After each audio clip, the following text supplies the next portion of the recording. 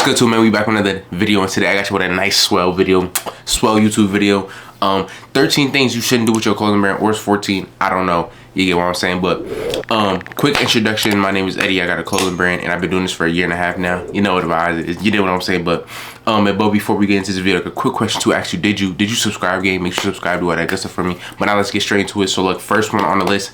Got my notes right here. You know what I'm saying? Script the video. But first one on the list is neglecting market research. You shouldn't neglect market research at all. And I don't mean as you just, because we do this all day, all the time, is just scrolling on TikTok. That's not market research. You need to take an hour or 2 hours out your day to actually sit down and search for clothing brand things only. Just doing market research on clothing brand only. So basically market research is just understanding, right, your target audience, competitors, and trends. Basically just going over the whole, just what's going on. Like, you just need to know what's going on. So one thing that I love to do is, well, one thing I'm doing right now is create a burner account, right? I'm giving free game. Create a burner account and follow, because I know we don't want to follow hundreds of thousands of clothes brands on our personal IG page. So just make a burner, right? And then follow tons of thousands of, follow like 100 clothing brands, and that's your page. That's the Instagram page.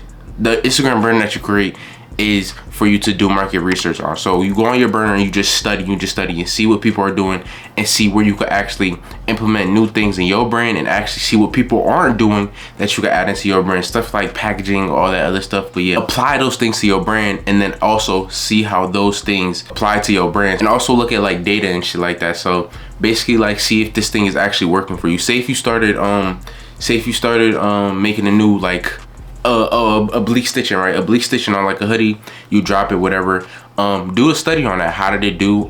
How did this trend work for my brand, etc., etc. So basically that's market research. And like, come on, bro, we should already be doing this. Like, you should already know to freaking a burner account. Like, come on, tee up, bro. What are you doing? Come on, tee up, bro. But now we on to number two, right? Number two is, a lot of people avoid this now, and this is what I'm working heavily on my rebrand journey, right? Is avoiding like brand identity, right? I actually had a kind of strong, like, I was doing it before I started. Well, actually, I lied. I've been doing it the whole time with my brand, with like just the star hoodies, because every design we have made, except for the shirts, except for the beanies, all the hoodies and stuff, it just had star kind of like this. It's kind of lame as shit, but just to be honest, like, that's kind of what our brand identity was, right? But now with brand identity, a lot of people like brand identity because they can make a piece and then nobody could really know where that piece came from, or the name of the piece, or what brand of the piece is. Or if you actually make pieces, how about you have something that's something that nobody else has, that if somebody saw on the street, they know what brand that is. Basically like Supreme, Nike, you know what I'm saying? When you see the check, you know what brand that is. When you see the box logo, you know what brand that is. When you see the 3 stripes, you know what brand that is. So brand identity, like, what separates you from other people and your branding, you know what I'm saying? So make sure you put your branding across all your pieces, and make sure you have that in your neck tag too. A lot of people don't do that, so make sure you do that as well. And make it consistent, so people actually don't just create random shit. Like, say if you got one random logo, then another random logo. No, make it all consistent throughout all your pieces. And also with your packaging too, make people familiarized with your packaging. Say if you have like one style of packaging, just do that forever, you know what I'm saying? And keep adding things on, but make people know what your brand is. Like, they know what they getting, you know what I'm saying? And when they get it, they know that's your brand. So now we on to number 3. I had made this mistake too, was I was not focusing on quality. And I'm gonna say this every single time: quality. So just overlooking quality, bro. Oh my God, there's so many of y'all dropping trash pieces that you know look bad, that you can't even fit yourself, but you just dropping because you impatient, bro. Bro, quality is the most important part of this whole process, because if somebody receives something, it better be good. You get what I'm saying? So speaking of quality, if you need any type of manufacturer, I got you. First, look in the description, clothing brand help. Yo, about 15 manufacturers, all for like affordable price, ranging from t-shirts, hoodies, stickers, all. I have worked with all of them, bro. Amazing work, I'm telling you. Perfect, bro. Especially if you just starting off your brand. And also in that manufacturer list, I got a full-on guide of how to not get scammed by not a single manufacturer. So if you want that plus 15 manufacturers and teach you how to not get scammed, bro, all for affordable price, make sure you go hit that first link in the description, gang. Bro, don't neglect quality. Always focus on how good your quality is, because you need good quality, especially in this space now, especially like streetwear fashion. You need good quality. So make sure you get that nice cotton all that good stuff, high GSM, you know what I'm saying, good quality stuff. And then basically, like, people just overlook quality. It's just like, bro, what are you doing? Like, the shirt is trash, bro. Like, don't release it. Like, work on a new sample. Like, come on. Now we on to number 4, bro. This is one lesson that I learned, right? Overlooking how important marketing is, right? Number 4 is overlooking how important marketing is, bro. Yes, you could create a good product, right? And of course you make a good product and it sells for you, right? Like, if you make a good product and you just place it on the floor, and what videos that you make, yes, it's gonna sell us on its own. Like, the video is gonna do good because the product is good, right? But you also need to make good videos with that as well. Like, think about it, right? If you got a product that sells itself, right? Say if you add on good marketing onto that product, then the video is gonna do it's gonna do numbers. Like, bro, marketing is, I wouldn't say it's just as important, but it's like the second most important thing in my opinion. I mean, everything's all around important with your clothing brand, but marketing is really one of them top things that you really should focus on yourself. And marketing is gonna challenge you because it's just so different ways to market, and you just gotta be unique in your own way. So that's exactly what I'm gonna be working on in my next drop. Samples about to come soon.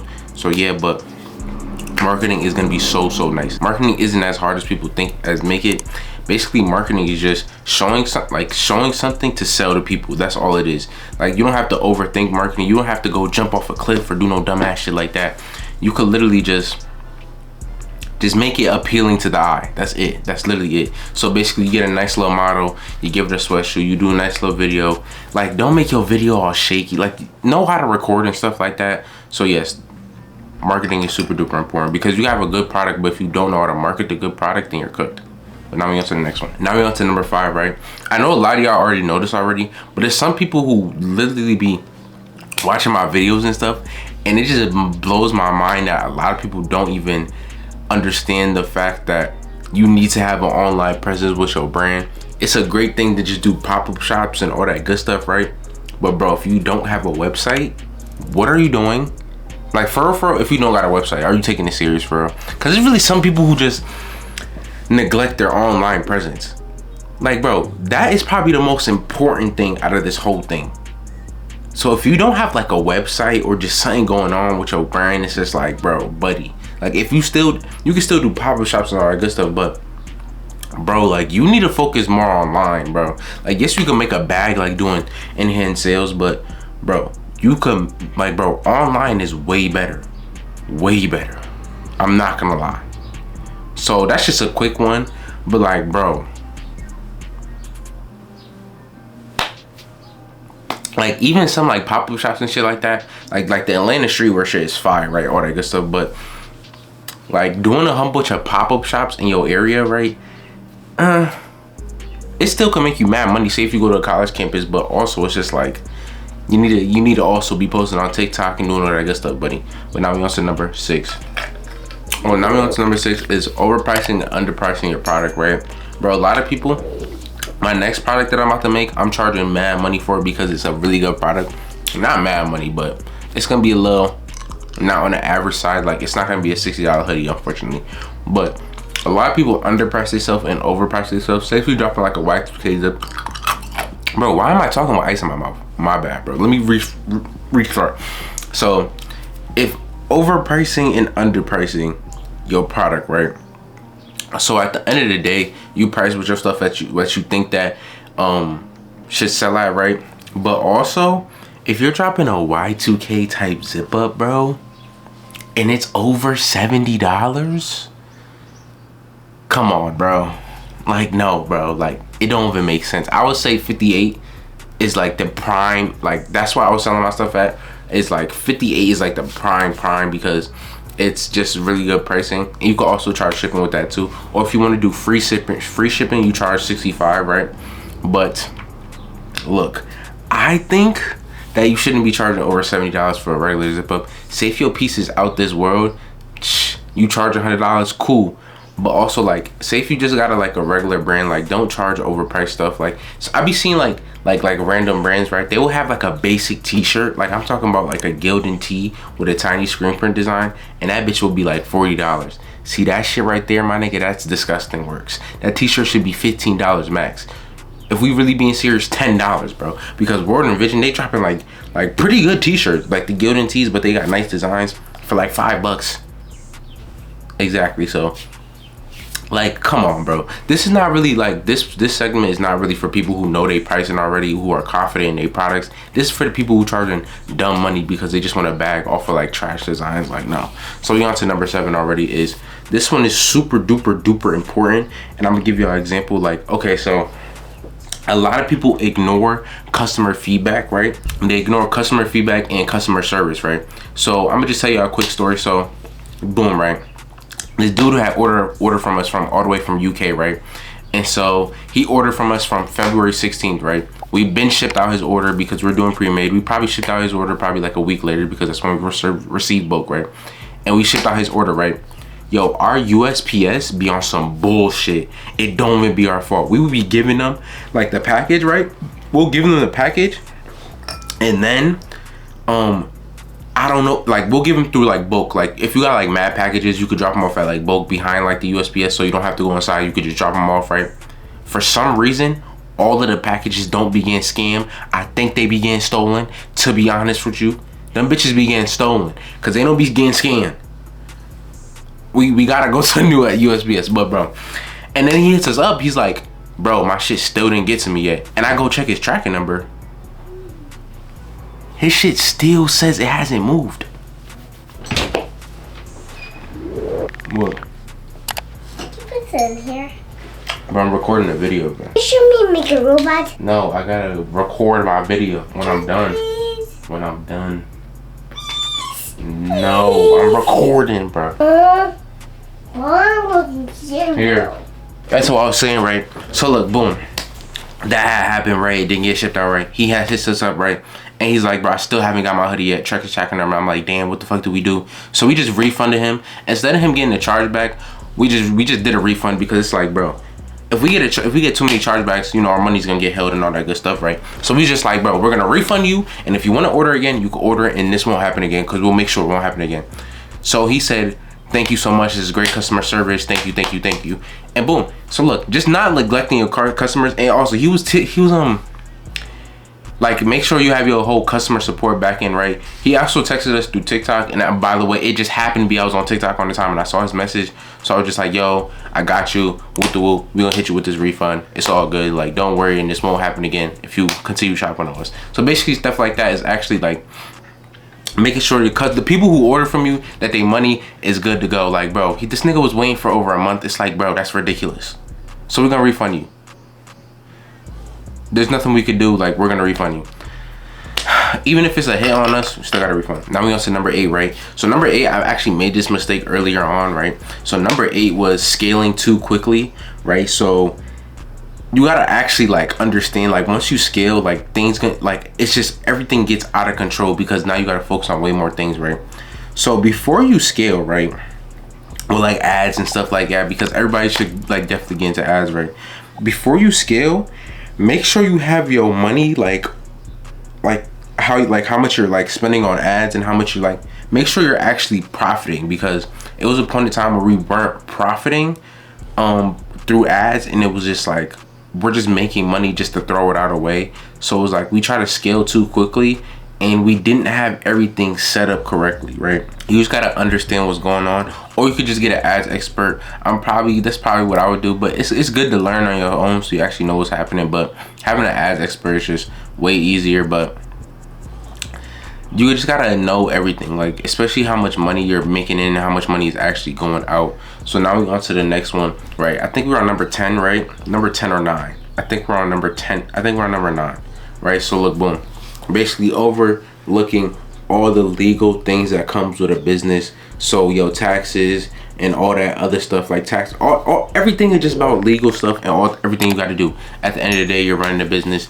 You're just not but at the end of the day, you're running a business. So at the end of the day, you got to pay taxes, all that good stuff. It's a lot that comes with it, right?